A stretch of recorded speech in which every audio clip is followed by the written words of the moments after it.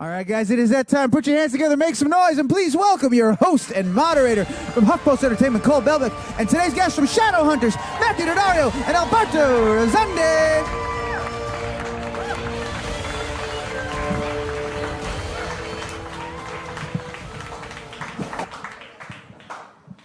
Hi, guys. Hi. How are Good. Well, thanks so much for stopping by AOL Build. I have to say, it's really exciting to see you in person because your faces are plastered literally all over the city, on billboards and buses. On the subways, we've seen it. That's Have very you? cool. Yeah, Yeah. I've been getting a lot of Snapchats from friends, just being like, "Hey, I saw you on the way to work today." Yeah. I was taking the train home last night, and I gazed upwards, and I was like, oh, Shadowhunters. They're everywhere. Yeah, we like it. We like the fact that we're on the buses and on the Oh trains. yeah, definitely. I think it's cool. Have you gotten used to it yet, or is it still a little surreal? Well, I've only seen one, and that's because I went looking for it.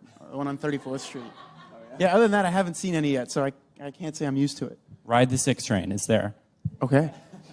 So I want to start this conversation by talking about the fandom. So often these sort of supernatural shows and movies are fueled by very dedicated fans, and Shadowhunters is no different. So I wonder, what do you think resonates so deeply about Shadowhunters with all these fans? I think it's one of the things that makes our show interesting. We have a bunch of supernatural elements. We have vampires and werewolves and all this crazy stuff that goes on, but really what makes our show kind of resonate with everyone is the human elements that make it real. Like our relationships with each other, our relationships with ourselves as characters, how we grow, how we develop. Those are very real things that I think everyone's kind of going through. And we just have this supernatural flair that makes it Shadowhunters. And we absolutely have to thank Cassie Clare. Oh, yeah. Because, I mean, you know, the years of these books coming out and people, I guess, hoping for movies, and then the movie, and then the TV show. And so the basis was there, and people were very excited. So we've sort of piggybacked off that. Yeah, what was your entrance into the whole universe? Was it the books? Was it the movie? Or was this your first sort of introduction to Shadowhunters? For me, it was the audition initially for the movie, so I knew about it back then. I didn't book the film, but then I got the audition for the show, and then I started reading the books immediately when they flew me out to LA to test for it, and then we all dove in. For me, it was the audition for the show and then the books, kind of to understand what was going on, who each person was to every other person, because that's really big for us, the relationships. Alberto's big on research. Yeah. There's a lot of good research. Yeah, for me, you can never know too much. Wait, so Matthew, you auditioned for the movie before the series. Was it for Alec as well? No, I think I auditioned for Jace years ago, back when they were casting it, but I don't think they called me back. Well, it all worked out, I think, right? It worked out for the best. And something I love about the series is how detailed and expansive this world is. I felt like I almost needed a vocabulary list while watching. There's runes and there's de-runing and there's steles. You know, that's actually it's a funny issue because there's this constant concern, like, will anyone have any idea what this is unless they've read the books? So for new people who haven't read the books or don't know anything about it, I feel like they're watching the show. I got a call from my mom the other day, and she's like, I don't really know what's happening. I don't know what this is, and I'm concerned about the vampires. Are they good? Are they bad? Because some are bad, and so she doesn't really know. And so we have to explain that. So a lot of what we do on the show is like trying to explain things to people, but then you don't want to do that too much. So people figure it out. So we were trying to always balance the line of how much do we tell them and how much do we let them kind of figure it out and watch through context. I mean, I think you guys strike a good balance. Is there any sort of part of the universe or any word that you like the most about this whole Shadowhunters phenomenon? Like what thing? Yeah, like the Estella, the runes, the Parabatai. Parabatai. I can never pronounce that word. No, there are a lot of discussions about how to pronounce a lot of things. Yeah. And I actually learned something interesting I was in Pompeii recently. I don't know if I should say this. You could look home and search what stele means in context of tombs near Pompeii. Okay. Go home and look it up. Anyone with phones, please. And so season 2 premiered just a few weeks ago, I think beginning of January, right? And I'm so happy to see the show build on its success. We were saying, I think the characters are stronger, the direction of the plot feels more concerted, and I was just wondering, what sort of feeling was there going into season 2? It seems like you all are kind of energized. I know we're all very excited to come back and to be able to continue telling this story that we all started to really enjoy and fall in love with. And then season 2 really has a focus more on character development and how each character grows and changes. So I think as actors, we all love that. I loved it for Simon. It's like, oh, cool. So you really get to go into what he does and what he's doing, what he's thinking, where he's going, what he wants. It feels almost more driven in that sense for me. No, we were coming in. We were tremendously excited, and I mean, it was a very intense 4.5 months. Yeah. And now we go back to do 4.5 more months, and we're equally almost like excited. a whole other season. Yeah. I know. Is everyone excited? We have 20 episodes this season. 20 episodes. I'm excited. And something that strikes me about both of your characters is maybe out of the whole entire cast, you two have had the most sort of distinct character arc. Simon starts out as this kind of lovable, nerdy sidekick to Clary, and now we see him transform into this vampire. And, you know, Alex started out as more of a repressed individual, and we've seen him open up. What has that been like to, pun intended, sink your teeth in to the sort of like meteor roles this season and the season before as well?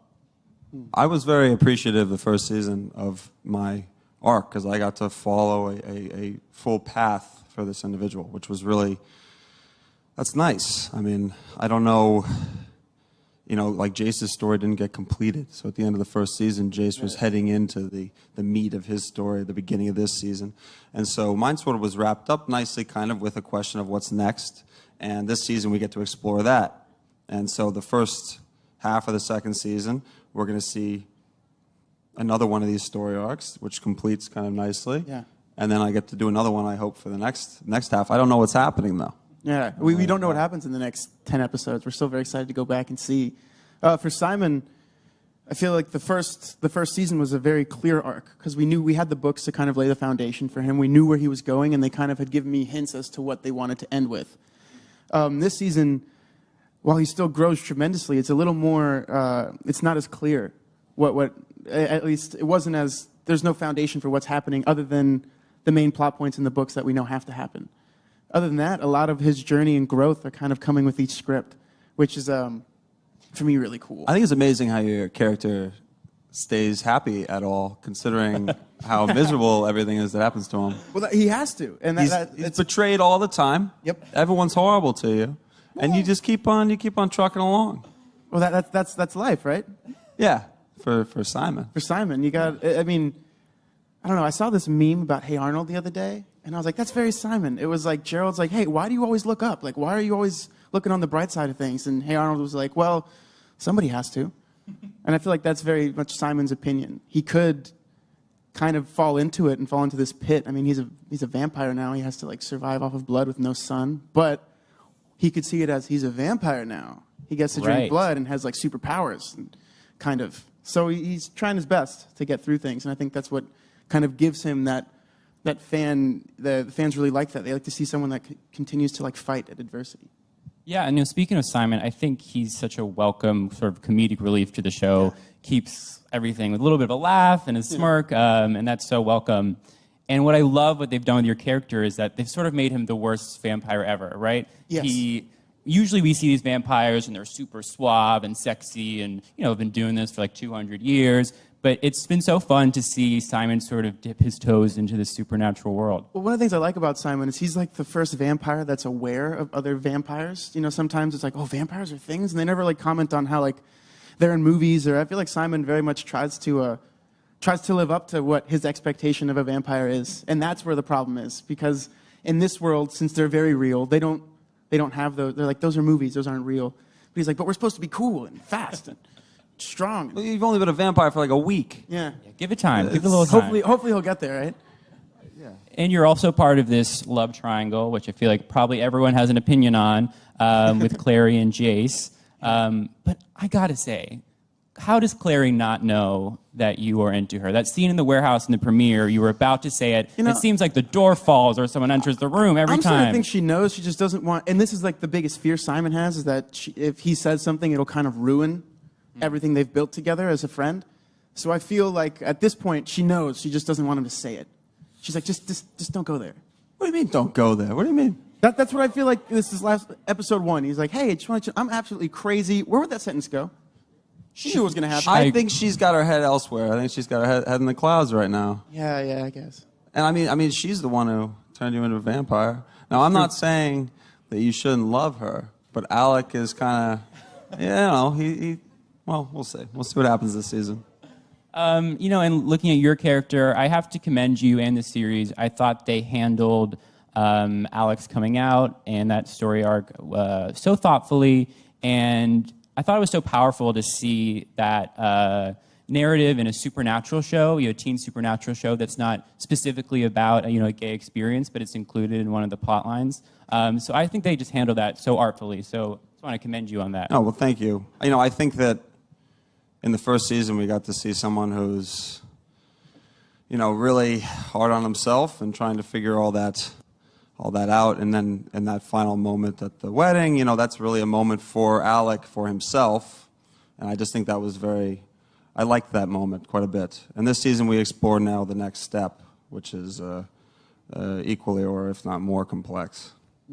I could imagine that in the eyes of some people in Hollywood, taking a role as a gay character might be a little risky. Was there anyone in your career who warned you against that, or were a little hesitant, or were you just anxious to play this great role?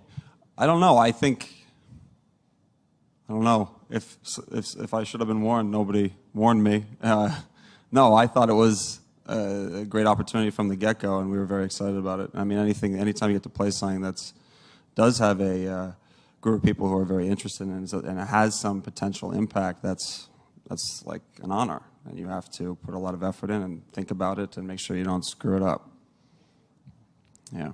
No, I think you're doing a great job. And it makes me think, I don't know if anyone watches How to Get Away with Murder, but Jack Falahi on that show plays a gay character, and he recently released this statement about the responsibility he feels to engage with the LGBT community and sort of authentically represent that experience. What is your approach to this whole thing? That's the key. The key for me, being authentic is really, really important. And I don't want there to be a situation we arrive at where you are taking advantage of a community or trying to just sort of portray something so that people will be like, oh, look what we're doing. We're being progressive or something like that. We want to actually do something that actually is meaningful and is in fact impactful and is honest. And I think that one great thing about Alec is that he gets to be honest a lot, because I feel like Alec is a very real, his concerns are real, and the things that he's going through and the way he's handling it is the way, you'd have a kind of, what do you think, he's a little bit repressed? Yeah. A young repressed kind of 20-year-old. How old are we? Simon's turning 19. Yeah, I know, but it's been different. I thought we sort of did it different than the book. We are. Oh, okay. Yeah, because Simon's turning 15 or 16 in the books. Yeah, right. And then Alec's the oldest of the crew. Yeah. Alec's the oldest. Okay. Yeah. And I'm curious. I think Magnus and Alec have this huge, passionate fan base. I was watching that wedding scene actually last night, and I think it's racked up hundreds of thousands of views. And you have such a great chemistry between these two guys. So I'm wondering, can you tease any sort of developments for the new season? Where are we going? Any more? Where are we going? I mean, come on! It's Magnus and Alec. They're going to spend a lot of time together. They're gonna figure some things out. There's going to be, I said on Twitter, they're going to get a little sweaty, and they enjoy themselves together. And sometimes they argue a little bit, but that's normal. That's normal. And they're going to have a good time. They're definitely going at it head first. Okay, well, we can't wait to see. And so before we go to audience questions, could each of you tease what's going to happen for the other's character in the next few episodes? I think we're all anxious to hear what's going to happen. For his character? Yes, so you would talk about Simon's development, and then you and Simon takes a little vacation, wanders off somewhere. Nothing bad happens. Standard Simon stuff. Yeah, he just wanders off. No, he focuses on, what do you, I don't even know what you've been doing. You know, this is the funny thing about Alec and Simon is they never do really not interact. I don't think guess we you had a haven't. single... I think I saw Matt on set twice in the first 10 episodes. Do we don't have We exchange don't words at exchange any all. point? No, not once. We're separate the entire time. I'm busy with someone else, and he's busy. Both of us are seeking our It's funny because I loved actually ones. got, I think my mom was asking me, she's like, so do you see everyone on set all the time? I was like, no, not this year. The Downworlders, we pretty much stuck with other Downworlders in our own things, and the Shadowhunters were busy with Valentine and what's going on in their world. So we pretty much are very, very separate. And it's funny how that's kind of worked out. Yeah, it's really weird. Yeah. Well, hopefully some more scenes together in the future. I think we'd all like to see that. Oh yeah, I'd love Alec to ridicule poor Simon. Simon can deal with that, I guess. He's like, Hey, "All right, Vampire I'll Simon take can it." deal with it. Getting there. Okay, let's hear from the audience. Hey, hi. So my question's for the both of you. I was just wondering if in the future, if either of you would want to produce, direct, or write a future episode of Shadowhunters. I mean, of course, I think that's Absolutely. something. But, That's something, but that requires a certain skill set that we have to learn. It's not something that you can. Writing is very, very difficult. Directing is very difficult. It requires a lot of skill, and so we can sort of learn that on the set, luckily. But this will take some time. yeah, I wouldn't want to approach that until I was very confident that I had that skill set, that I wasn't going to waste anyone's time, and that we could really move forward, and I really had a vision for what I wanted. But that's going to take a lot of time, like you said, to develop and understand. Hi, guys. Thank you guys for being here today. Hi. I wanted to tell you I binge watched the show, and I love it, and I'm in love with Simon. He's my favorite character. Mine too. But I wanted to know, how much of yourself do you see in your characters, and what is different? Like, I've always said that I see Simon as like I'm very similar to him, and I see a lot of myself in him, but a younger version of myself, or a part of myself that I'd like to think that I've grown past at some points, and then sometimes I'm very surprised and inspired by him too. Like we talked about, how he continues to smile and confront adversity like head on, any problem he has. It's very hard to do that in real life. It's very hard to continue to be like, oh, today hasn't been completely awful. I can still have a good dinner and it'll turn everything around. But Simon very much is someone that continues to kind of look in that direction. In those moments that he forgets that, he very quickly kind of jumps back, and that's something that I think is cool and inspiring about him, and I wish that I could bring more into my life. I think for Alec, I feel like Alec is just another timeline of myself, maybe one where things are slightly different, or I have a different set of circumstances. And because ultimately it's still me, right? Because I'm running around up there doing all this Alec stuff, and you can't completely eliminate yourself from it. So there's definitely a part there, but his problems are much more complex and different than mine. So. Hi. So my question's for Matt. As Alec has an amazing relationship with Isabel. So I was wondering, when you're working with Emerald, does it remind you of your own relationship with your siblings? Does it remind me about, that's funny. Working with Emerald is like working, I don't know how it's become like this, but like working with a sister. But she's different than my siblings. So she's very amusing, and we have a very good time. And when we are playing Izzy and Alec, there definitely feels very fraternal. And it's really, she's been great to work with. Yeah, she's really, really the best. It's fun. This season we have I can tease a little something, I guess, where there's something happens that creates a little bit of a rift, a conflict, and then I do something good. Yeah. Ooh. Good way to go. Yeah. And well, that's going to be in around episode 8, 9, 10, so look forward to that. Well, we will. And so before we let you guys go, can you remind everyone where they can catch Shadowhunters? On Freeform, on Mondays at 8 p.m. Tonight, episode 2. Episode 2 tonight. And you can Everybody watch. on the Freeform app. And on the Hulu Freeform app as well. and Hulu. Great. Well, thank you so Hulu much on for demand. being here. Thank you for having Thank us. you.